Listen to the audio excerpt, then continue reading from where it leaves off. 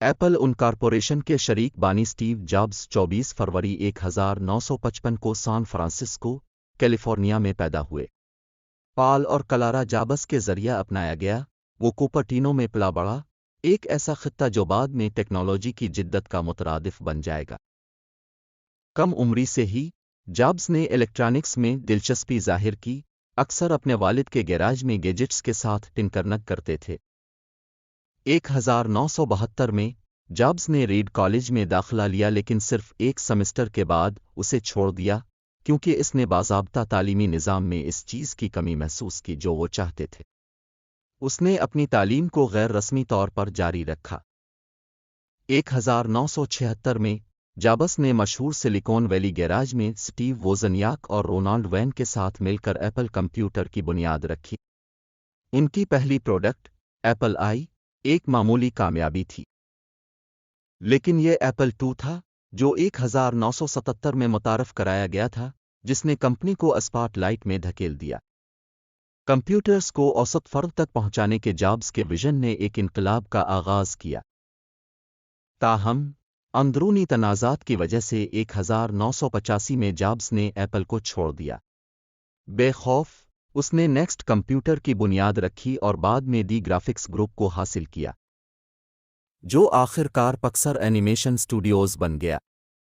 ٹوئی story جیسی فلموں کے ساتھ پکسار کی کامیابی نے جابز کی ٹیکنالوجی اور فنکارانہ صلاحیتوں کو ملانے کی صلاحیت کا مظاہرہ کیا، جس سے وہ ٹیک کی دنیا سے باہر شہرت حاصل کرتا ہے۔ 1996 میں ایپل نے نیکسٹ کو حاصل کیا، جس سے جابز کو دوبارہ فولڈ میں لایا گیا۔ اس کی واپسی ایپل کے لیے ایک اہم موڑ کا نشان ہے جو اس وقت جدوجہد کر رہی تھی۔ ملازمتوں نے کمپنی کے نقطہ نظر کو تبدیل کا، آئی پاڈ، آئی فون اور آئی پیڈ جیسی مشہور مصنوعات متعارف کرائیں۔ ڈیزائن، سادگی اور اختراع پر اس کا زور صارفین کے ساتھ گونجتا رہا، جس سے ایپل ایک عالمی پاور ہاؤس بن گیا۔ جابز کی قیادت کا انداز اپنی شدت اور کمال پسندی کے لیے جانا جاتا تھا۔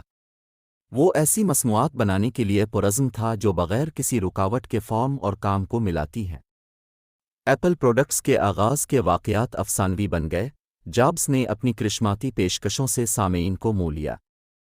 اپنی کامیابی کے باوجود جابز کو چیلنجوں کا سامنا کرنا پڑا، بشمول صحت کے مسائل۔ 2004 میں اسے لبلبے کے کینسر کی ایک نادر شکل کی تشخیص ہوئی۔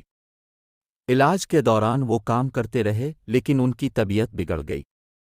اگست 2011 میں جابز نے ایپل کے CEO کے عہدے سے استعفیٰ دے دیا، ٹم کک کو اپنے جانشین کے طور پر تجویز کیا۔